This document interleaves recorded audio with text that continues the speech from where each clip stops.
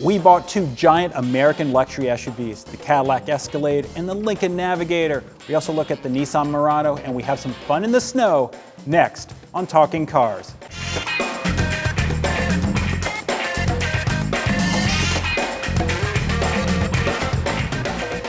Hi everybody, and welcome to Talking Cars with Consumer Reports. I'm Tom Muchler. I'm George Kennedy.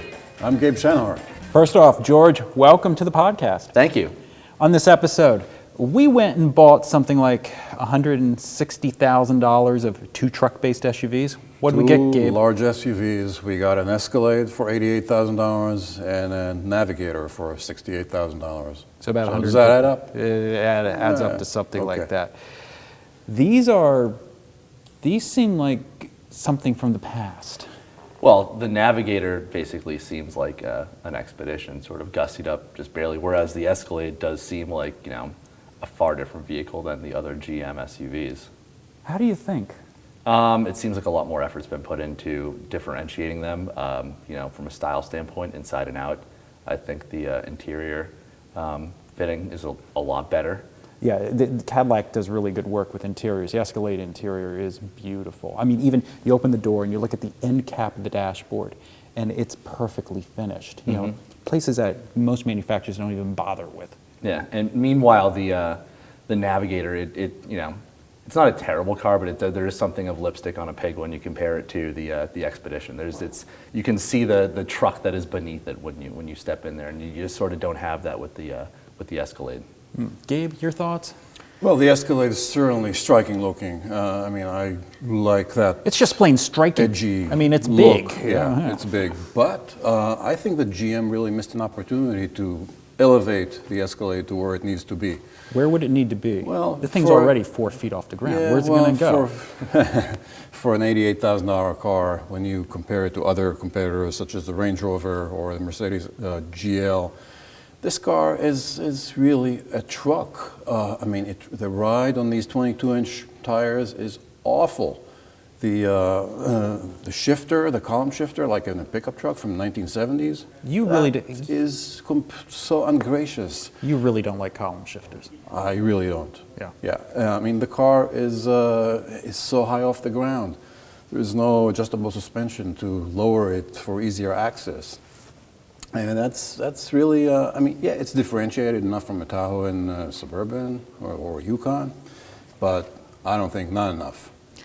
Okay, so if they made the Escalade all modern and stuff, if it became a unibody, actually, if it had the dynamics of the Germans or the Brits, would people still want it, or is it the audaciousness that sells that car? Well, it's probably the audaciousness that sells that car, but to your earlier point with the Navigator, I think if we had those two cars right here and we took them apart, we could combine parts from either one and come up with a pretty decent car.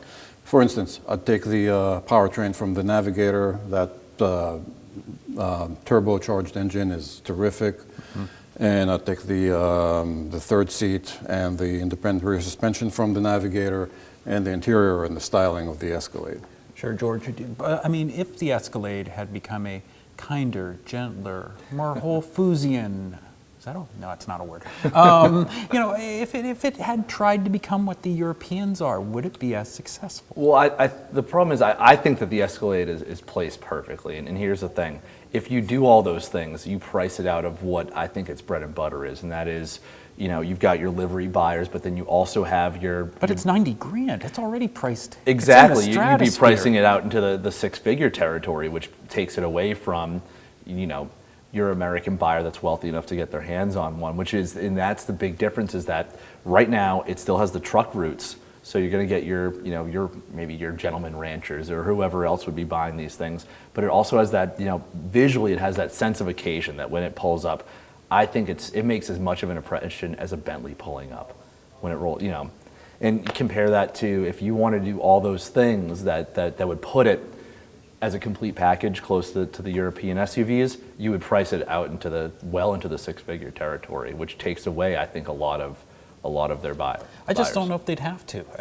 Our Range Rover was $90,000. Our Range Rover was almost the same amount of money. The Escalade has a few more bells and whistles, but it can't be cheap to build that truck in England, and that's an aluminum-bodied truck with a very contemporary powertrain, a very contemporary all-wheel drive system. I mean, it's almost like GM's. This is a cash cow, and a very fat cash cow. Oh, you bet. I mean, and I think the Escalade probably subsidizes the whole Cadillac brand because the only model they actually make money on. That's right, since they cut the price of CTSs by a couple $1,000s recently. Yeah, I don't know. Your thoughts on the Navigator? I mean, whereas the Escalade is a big jump from the Tahoe and the Yukon, I think the Navigator is, it's just enough to differentiate itself. You can really see expedition in everything, in the layout, in the seating position, in the button position. That said, it drives a lot better. I think that's something that everybody had said about the Escalade. They were knocking it for the ride. Especially in ride comfort, the Navigator is pretty good. And, I mean, handling probably not so much, and in terms of noise, it doesn't hold a candle to the Cadillac. No, both the Navigator and the Expedition are oddly loud, especially They are. for body-on-frame trucks. It's got to be, I mean, there's a, tomato cannon sticking out of the back for an exhaust pipe. I have to imagine they're trying to get part of that sort of maybe V8 sound or feel. Yeah, out because of it. they went to the EcoBoost V6, which actually, it sounds like it would be a step back, losing 2 cylinders from the 5.4 liter it replaced, but there is far more go. Oh, even compared to the 6.2 liter in the Cadillac and the 8-speed automatic, which on paper sounds like terrific, but the fourth induction in that car does wonders. Well, there's the thing. It just propels the thing so effortlessly, so smoothly, that it gives you a very luxurious kind of feel. I mean, there's the thing. Kids, if you want to grow up and make some money, learn how to be a very good transmission calibrator, because that is like the black art. It's the weak link in the chain for the Escalade and for other GM trucks. Is you've got great engine, but the transmission is really the shortcoming of it, and that's what sets the Navigator apart when it comes to acceleration. Yeah, I mean, even though it's using an antiquated 6-speed automatic, that's not the smoothest transmission in the world. There's so much torque. Yeah. It's just dialed in right. It's dialed in right. Well, the fourth induction just masks all kinds of things. You can also say that the suspension's dialed in better because both of these are using a continuous adjustments for the dampers. Both of them are riding on 22-inch wheels, but the Escalade approaches being brittle. Oh, yeah, it'll break your teeth. Yeah. I mean, it doesn't even matter what setting too. There's a sport mode and a touring mode, and you cannot differentiate between the two. Sport's even more ouchy. I mean, what's stunning though is the difference in price. The Navigator is $20,000 less than the Escalade. I think the Escalade has a few more options, but not really a lot. Right. I mean, that's a lot of money. A lot of cash. Yeah. So I mean, it seems like these products are anachronisms. Well, the thing is too. I mean, if you yes, it's a profit center for each of those respective brands. And if you were to do all those things to bring it to European level, you'd cut into that bottom line, and all of a sudden, it's not. Because you'd actually have to pay money to develop something. Yeah. Oh my goodness, we have to engineer something. Right, but they can get along. Each of these vehicles for their respective brands can get along with what they are, and they're still going to sell a decent amount of them. Speaking of, and for the Lincoln brand, the Navigator is probably the only product that would attract someone who's less than 60 years old. It's their halo car, in a way. You think so? No, the MKZ, the MKC. Well, the MKZ should attract younger buyers, but I don't think in reality it does. As a younger buyer, it doesn't. The thing is, too, here's a question. That's why we invited you to the show. Thank you, I appreciate that. But each of these brands, if you got rid of every car in their portfolio except for the Navigator and the Escalade, they could probably still soldier on with profitability. Actually, they'd probably be more profitable. They'd be more profitable than they are. Yeah. Speaking of another SUV that's going to probably sell pretty well, is we have a new Nissan Murano. Yes, we do. The third generation of the Murano. It's very stylish. It's got all kinds of curves. It looks like a rolling sculpture. There's a lot going on in this styling. Yeah. And I think it has a lot of visual interest, though. Mm-hmm. When I first looked at it just online before we got it, just researching it, the photo that I saw of it, I'm like, that has to be the concept car. And then I'm on the site, I'm like, well, no, that's the production model. It's daring, and I think that's what the market kind of needs right now. Yeah, it's a market where everyone's building a 3-row mommy mobile.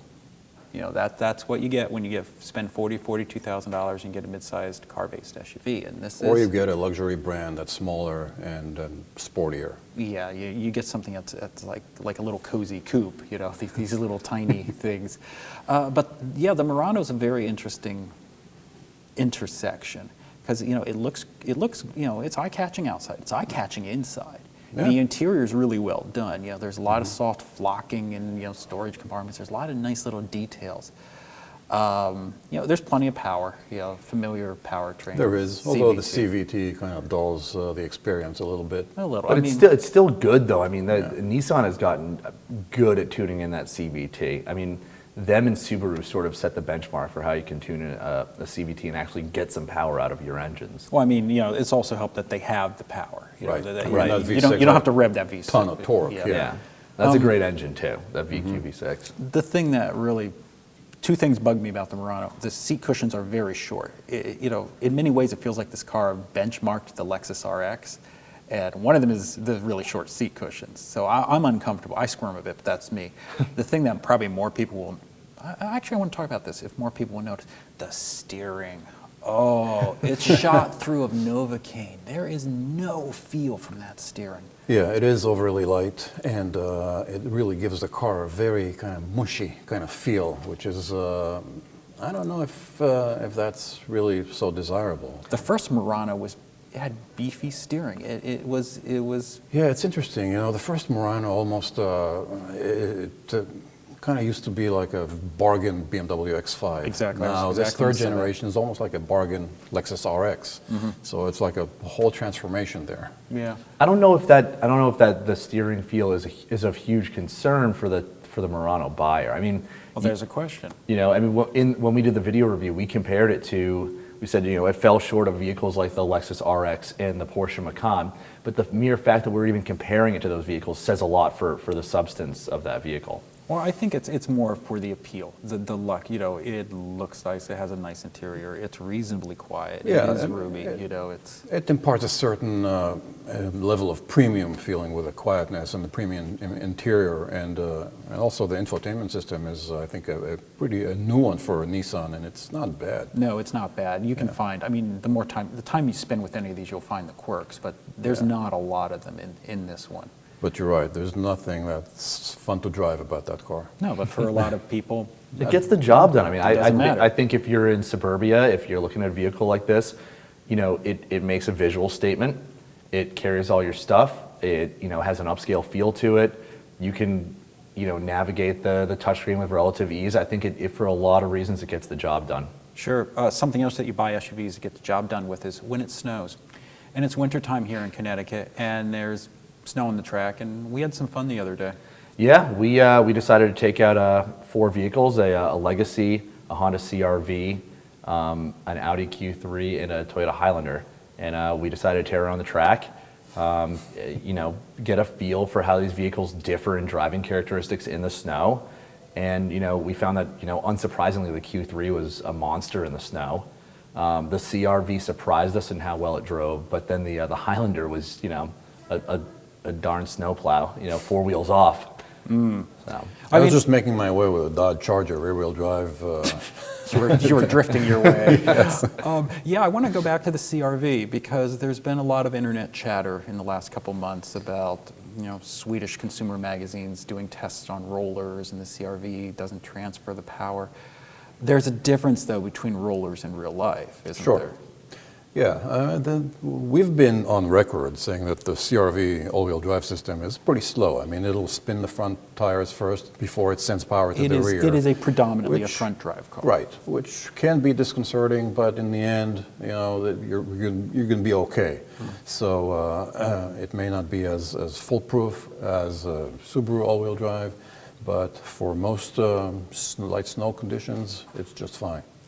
Yeah, you know, we had done, I think you did an acceleration test with the CR-V, you know, in the snow, it did just fine. Yeah, absolutely. Something people need to remember is stability control. You know, normally 99.9% of the time you leave it on, but, you know, heavy snow, you're trying to accelerate, sometimes we were playing around with, you know, in the turn that Highlander, button off. there's the center lock system, which, you know, And there's the stability control, which we also shut off. And you know, there's ways to trick it, but we're also pushing these vehicles to their limits, which is different from what you're going to encounter in daily life. There might be some emergency handling moments, and that's what we're sort of trying to replicate by pushing the vehicles to their limits in the snow. Sure. Another thing to keep in mind is winter tires, and that makes all the difference in the world. Well, I mean, Can't stress it enough. Well, that's what we've been finding with the Highlanders. It's probably a tire issue, because not only the Highlander, the hybrids, they're not great in the snow. Who knows? But I mean, a lot of front-wheel drive cars or even the rear-wheel drive cars will do better with winter tires in terms of braking and cornering. I'm not talking about just starting out. Sure. Than all-wheel drive vehicles. Yeah, there's counter to conventional wisdom. Right, there are dynamic advantages to having winter tires. That brings us to, we'd love to know out there, what tricks do you guys use in the winter time? Tell us your worst snow stories. Put something in the comments here on YouTube. Let us know, or send us a tweet. We'd love to get your feedback. We also have a couple questions from our viewing audience, and they go back to the Detroit Auto Show. I love this question. Would be interested to know how the team thinks the Buick Avenir design can be created and not steal from Cadillac. I have a prediction about this. Do you? In the concept, you see a car with a very long hood, short, sloped rear deck. Take that front, that elongated hood and shorten that up and sort of graft that onto a Chevy Impala, and I think that's what you're looking at if there's a production large Buick sedan. You think? I believe so. I mean, you're not looking at a rear drive car, so that very rear drive design element of the long front and the sort of muscular rear haunches, that goes away when you craft that onto a front drive car. I think that the price positioning is different, and I think you're never going to have that size Cadillac for that price positioning, which is probably going to be like $45,000, maybe $50,000 approaching. Sure. Mm-hmm. So I think there is an opportunity there. There is a place for Buick to grow into that space, whereas the Cadillac has this edgy design and more focus on being a Euro-flavored sports sedan. The Buick can be the more relaxed, comfortable, roomy kind of a sedan, and that appeals not only to traditional Buick buyers, but in China, Buick is very popular, and that's really what's important. I'm with you on that. I think that Buick is a very American car, and Cadillac, for lack of a better word, isn't building particularly American cars right now. They're building very, the arts and science, straight edge, creased styling. They've been Germanized. Right. And they want to push themselves up market, though. I mean, they've stated that they want to continue to go up market, and if that's the case, it does leave a position open for Buick to grow. It does. Speaking of the Chinese market, from Young Knives, I am surprised the Chinese Volvo, the S60 inscription, I believe, isn't a bigger deal. There is no other brand that could make Chinese build quality acceptable in the U.S. Doesn't this potentially give a huge advantage to Volvo, since none of the Germans will be able to get away with Chinese built cars in the U.S., nor the Koreans, since they're still fighting against quality issues. You can debate that stuff. In fact, only Buick could really copy this tactic without internet riots. It's an interesting viewpoint. Volvo is a sub-tier luxury brand. They're not, you're right, I don't think BMW and Mercedes could get away with it. So BMW is building cars in South Africa and other places. Does it help Volvo? Do people really know or care where stuff is made? Do you think most people know that their BMW X is made in South Carolina, or that their Mercedes M is made in Alabama? Yeah. And I don't know. Do you care that your Apple product is made in China, or that your Toshiba laptop is made in China?